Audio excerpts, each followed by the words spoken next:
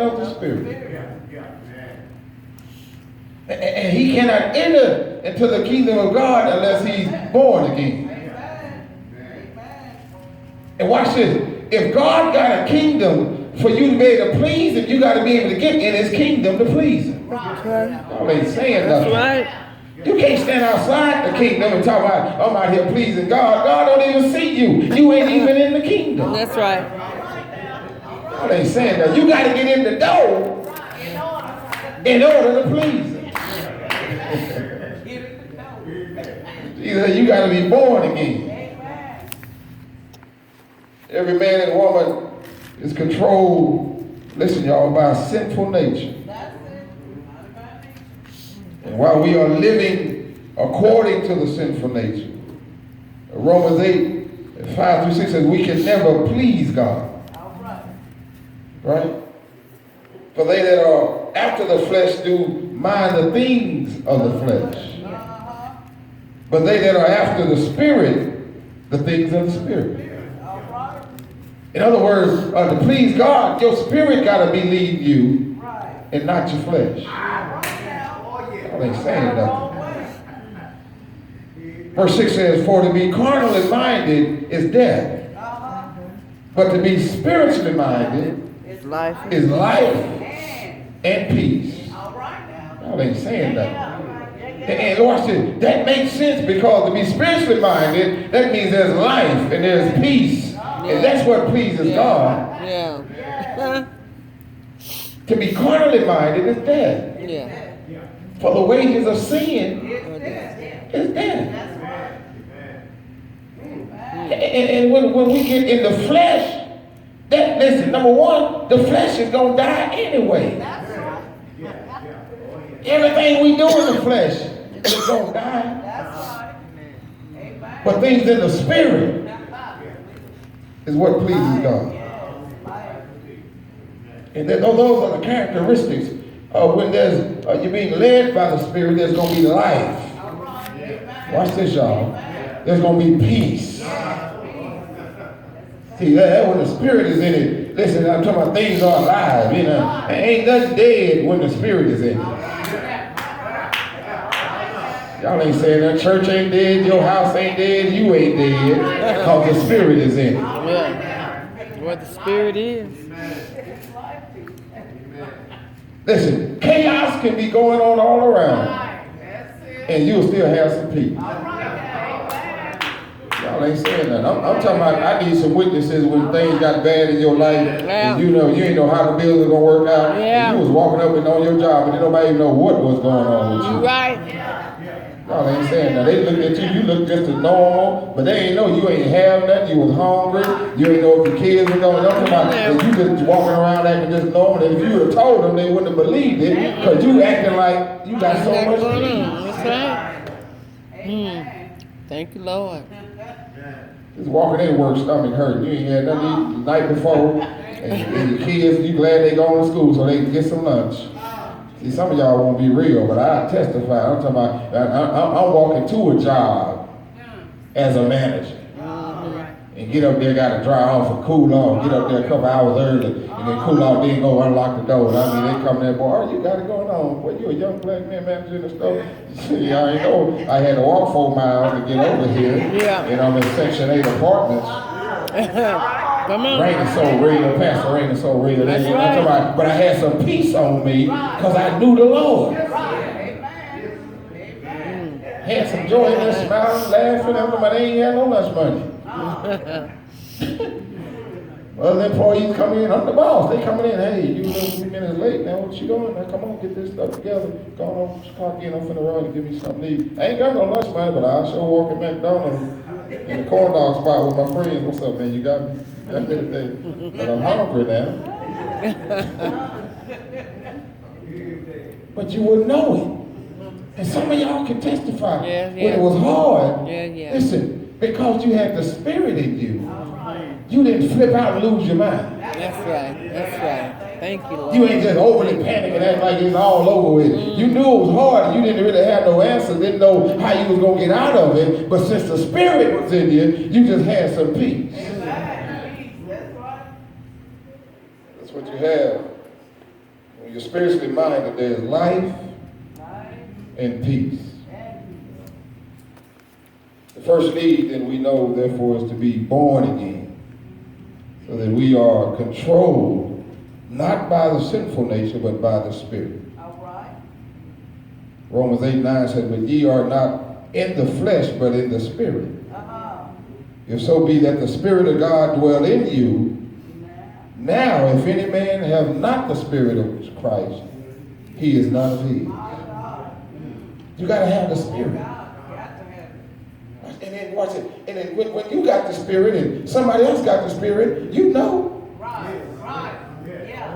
Got the Spirit by the Spirit. You can't do nothing but this. You know. Yeah.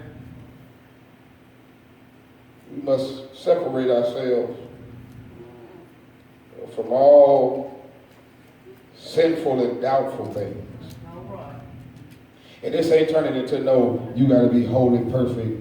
You know, that ain't what I'm saying. I'm just saying, when you got the Spirit in you, you got to have sense enough to know where you should not go. All right. All right. When we are born again, y'all hear me? We become children of God. Somebody go to 1 John 3:1. 1 John 3:1. I want to walk this and nail it down. 1 John 3:1. Behold, what manner of love the Father hath bestowed upon us, that we should be called the sons of God. Therefore the world knoweth us not, because it knew him not. Oh, Lord. Amen. God loved us so much that he bestowed on us. Hold on. He gave it to us when we don't really deserve it. Come on. But God loved us. And we can't even understand it. That's why he said it like that. What manner of love? What manner of love See, Father hath bestowed that God the Father has given to us. Right. That we should be called sons of God. And listen, you got to get that. You are a child of God. Amen. Yeah, we say it, I'm a child of God, but you ought to really let that sink in. No, you are a child of God. Amen. Watch this. Therefore, the world don't really know you. That's right. That's what the Bible says. I got to shed some light on you. Listen, because we are saved and we are children of God, we are walking around the world that don't really know us. Y'all gonna hear me, huh? And you gotta stop trying to get yoked up with folk who ain't saved. Come on now. Wondering why they act like they don't understand you.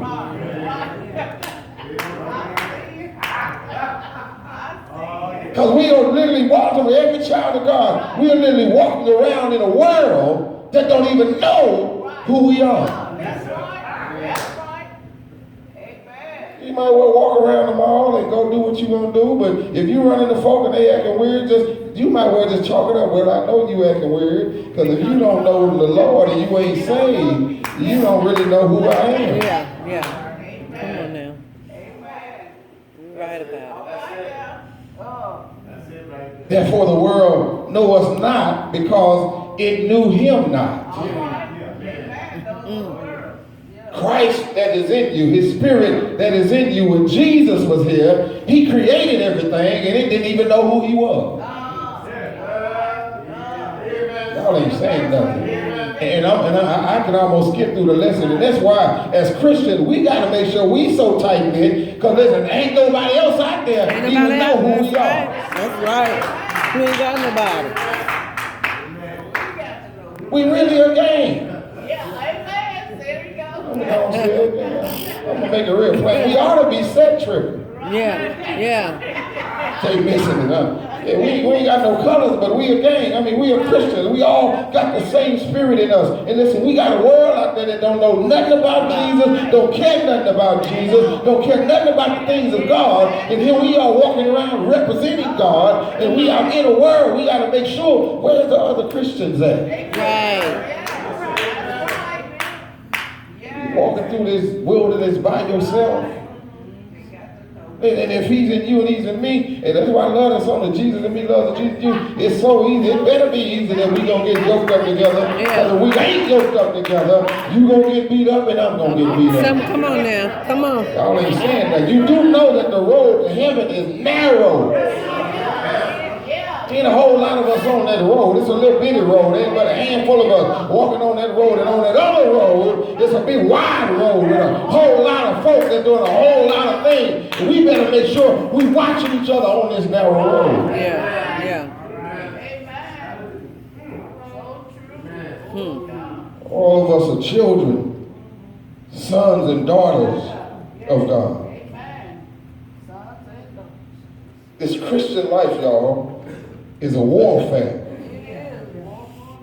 I'm walking us to it. Because listen, we're saved and we have a spirit in us, and we're living in a world that don't even know us or even know him. Which means that everything we deal with outside these walls, outside our homes, is warfare. I gotta back it up. Somebody go to 2 Timothy chapter 2. Verses 3 and 4. 2 Timothy chapter 2, verses 3 and 4. Thou therefore endure hardness as a good soldier of Jesus Christ. No man that warreth entangles himself with the affairs of this life, that he may please him who hath chosen him to be a soldier. Paul is telling Timothy, endure hardness as a good soldier of Jesus Christ. Because he understands that we're in a world that don't know us, you're going to have some hardship. Right. I got to get it. If the church don't get that, there's a whole lot of stuff we ain't going to be crying about, because listen, we in a world that automatically is going to attack us. Right, amen. Yeah, definitely. And Paul told Timothy, listen, endure hardships, watch this, as a good soldier. Amen. You got your stuff on, you suited up, and you listen, I'm gonna keep jumping around here tonight, and you better make sure you putting on your armor before you leave your house. Thank you, Holy Spirit. He just told me something. Now, hold up, tell him something again. Put on your armor while you in your house. Come on. Don't throw the You mic. talking about you gonna take it off when you get home. You gonna get busted up. You just come through there with your kids and stuff. You over there talking about took off your clothes and got jumped on. You better keep it on. Yeah. Y'all take that back. Pastor said keep your stuff on. Yeah. Don't get home and get comfortable. Take off your stuff. Keep your stuff on.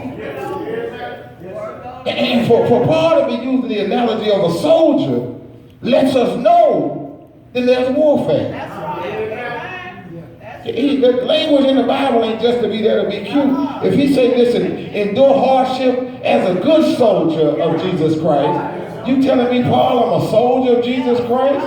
I think of a soldier, I think of somebody who got to fight. Right. Right.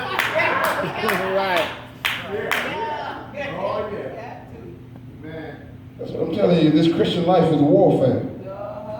And none of us should be warring or entangling ourselves with the affairs of this life. Oh, this Bible. That's I mean, right. the Bible.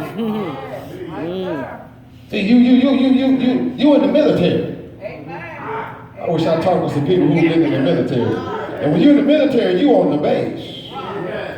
And you ain't got nothing to do with that civilian stuff, because you're in the military. Come on, y'all. And at any given time, that alarm will go off, and you're going to have to go off and go fight. So you got to always stay up and ready.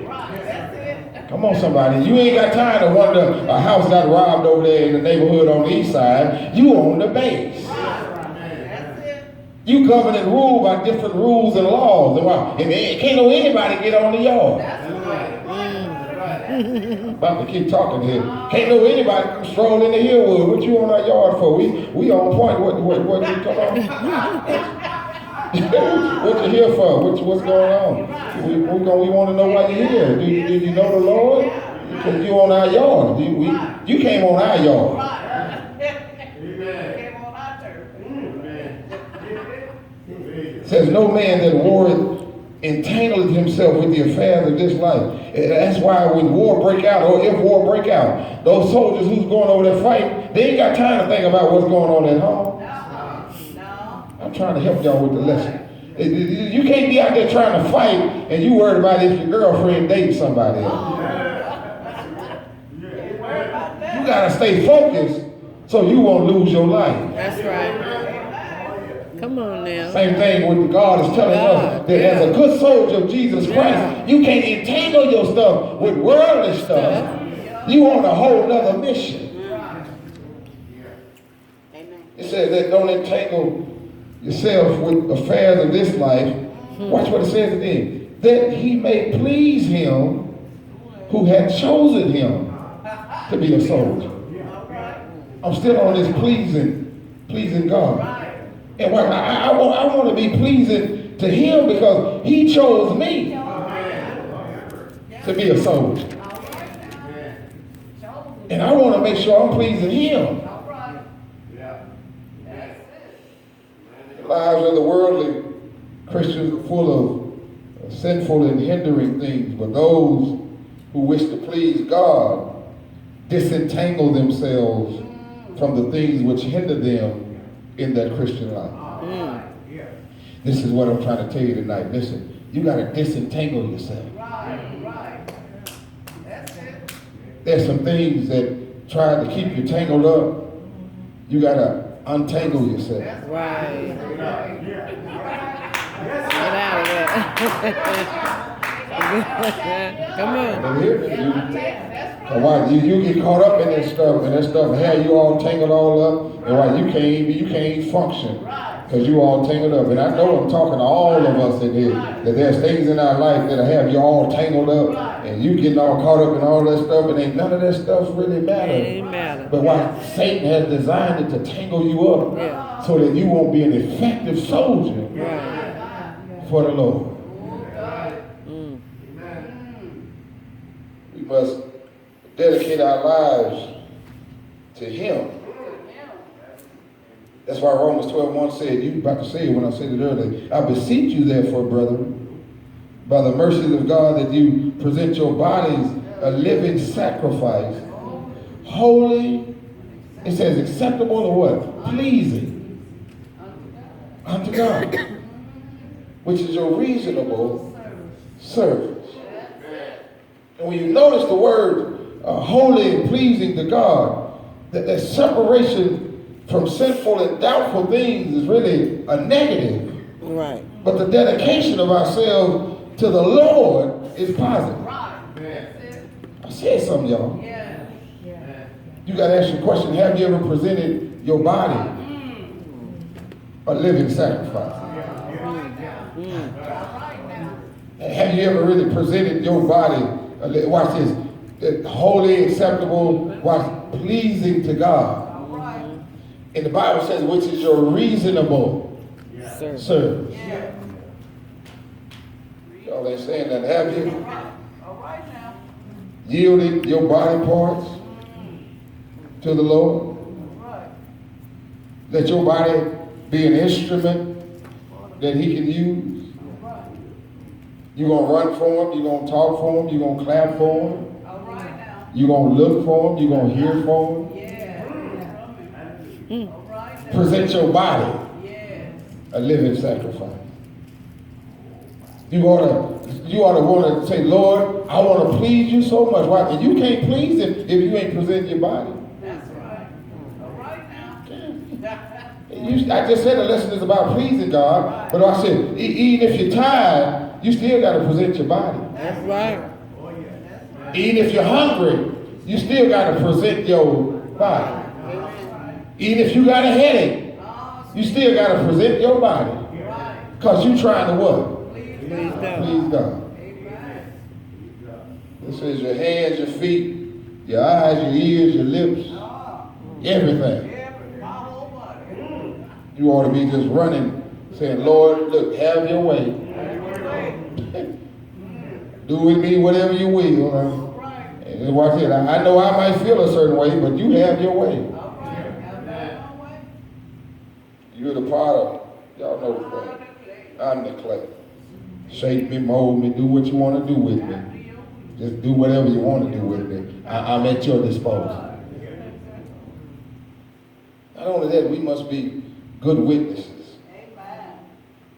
God has put us in trust with the gospel, and what a sacred trust, you think about it, it is for us to have this gospel that God has given the church to distribute to the world. We got to be good witnesses. The gospel is for, watch this y'all, everybody. And our whole business as a church is to make the gospel known. If we want to please God. We want to make the gospel known. Go to 1 Thessalonians chapter 2, verse 4.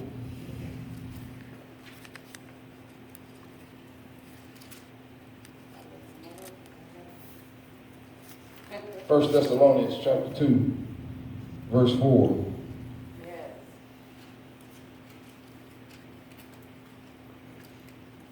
But as we have been approved by God to be entrusted with the gospel, even so we speak not as pleasing men, but God who tests our hearts. Amen. I gotta get us to start saying amen. It says that, listen, as we are allowed of God to be put in trust with the gospel. In other words, God allows us and he entrusts us with the gospel. Even so we speak. In other words, you can't have the gospel and be quiet.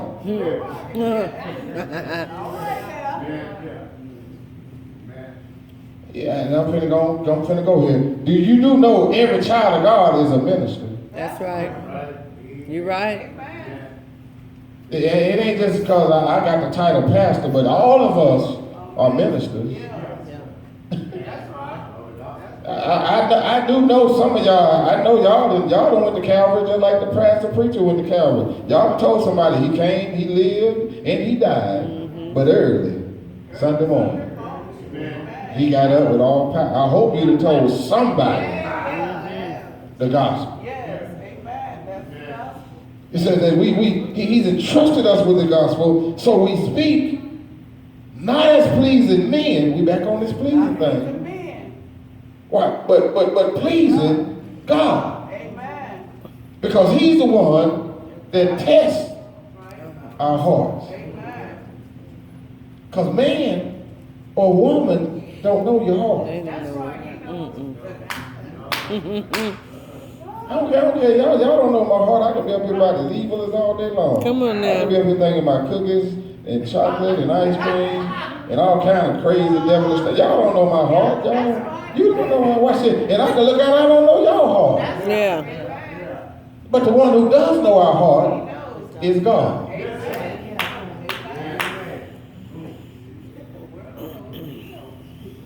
Believers who witness to the Lord's grace and power by our lives which are consistent and by lips which are ready to speak for him are well pleasing to the Lord. Yes. We must be obedient. Go to Colossians chapter 3, verse 20. I'm talking about pleasing God, wanting to please God. We got to be obedient if we want to please God. Colossians chapter 3, verse 20. Children, obey your parents in all things, For this is well pleasing unto the Lord. Why you put that in there about kids, please? What you got that in there for, Pastor? Talking about children, obey your parents in all things, for this is pleasing unto the Lord. The Bible is telling kids, even us, we are kids, because some of us got parents that obey your parents. Yeah. I don't care if you're 40, 50, 60, Come on now. 5, 2, or 3. Obey your parents. Because the Bible says, watch this, it is pleasing to God. Yeah, well. Y'all get quiet on me. My daddy get on my nerves, but I obey him. Come on. You're right. Y'all ain't saying that. Y'all admit my daddy show love. Get on me, but I obey him. Because it's pleasing to God. And if it's well pleasing to earthly parents when their children obey them, how much more must it please the Lord when we obey him? Yeah. Obedience is very important. Would y'all say so? Yes. Go to 1 Samuel 15 and 22. Let the 15 Bible and tell you. 22. 1 Samuel 15, verse 22.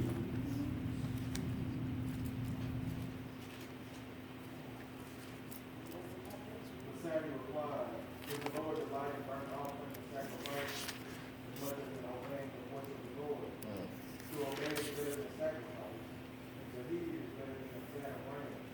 Did y'all hear that? Does the Lord delight in burnt offerings and sacrifices as much as he delights in obeying the Lord?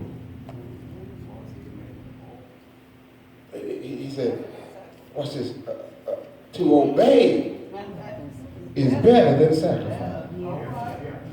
I'm in the Bible. Right. You can come give God everything you got. But if you don't obey his word, that ain't me. You come give God all that you have, drop $1 million over here on the offering plate, and walk off feeling good. But you don't obey his word. He did nothing. God won't be pleased. No. And we've already established in the beginning of the lesson that earthly things, carnal things, fleshly things can't please God. He on a cattle on 1,000 hills. He really, listen, he really don't really need none of what we can give. Right. Because listen, God can touch the heart of anybody and have them give to the church however they need to give to the church. Yeah. Y'all ain't hearing me. You're right. I'm talking about what God can do. Yes. But what God mostly wants from his children is obedience.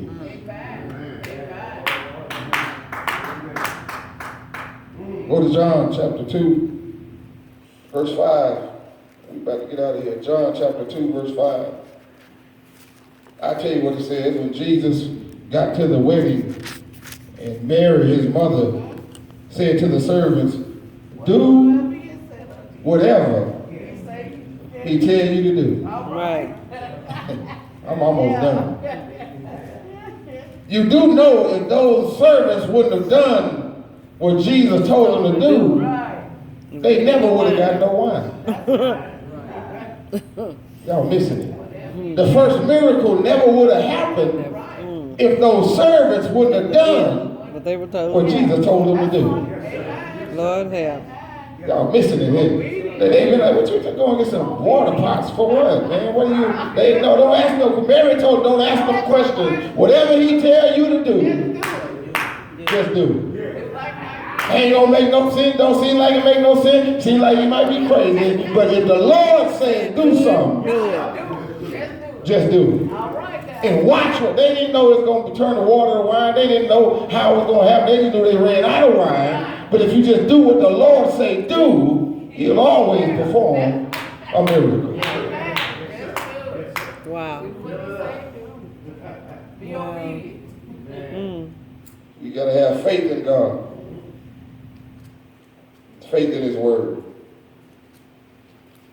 John 14:15 says, if you love me, keep my commands.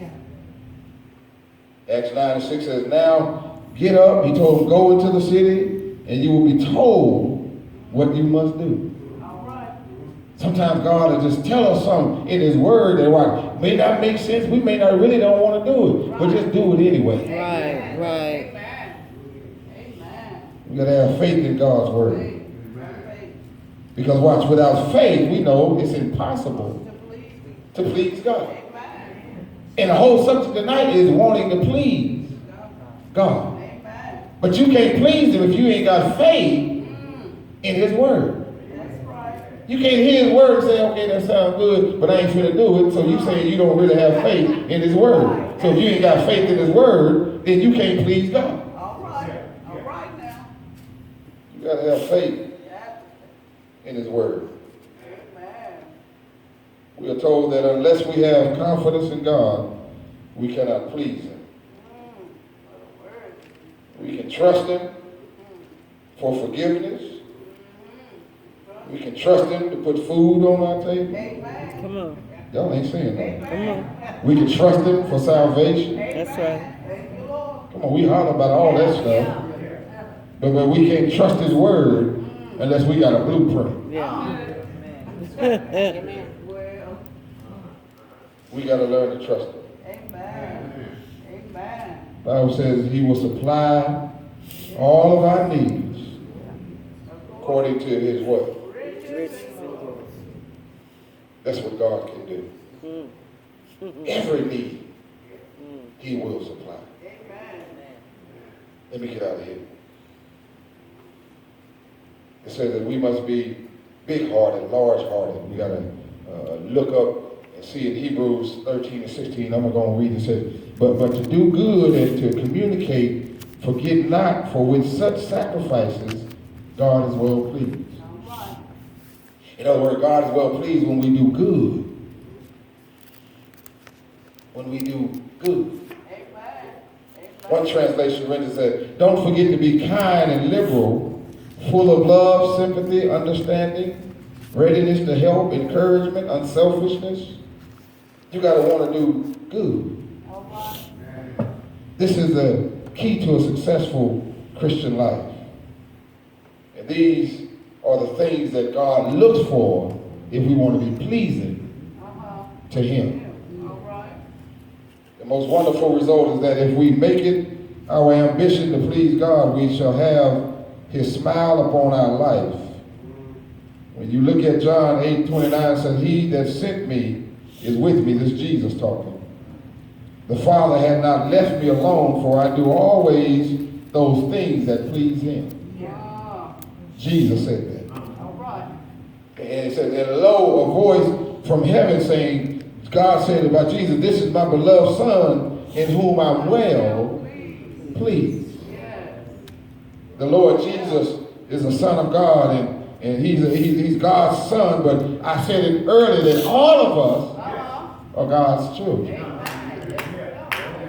And God wants to look at us and say,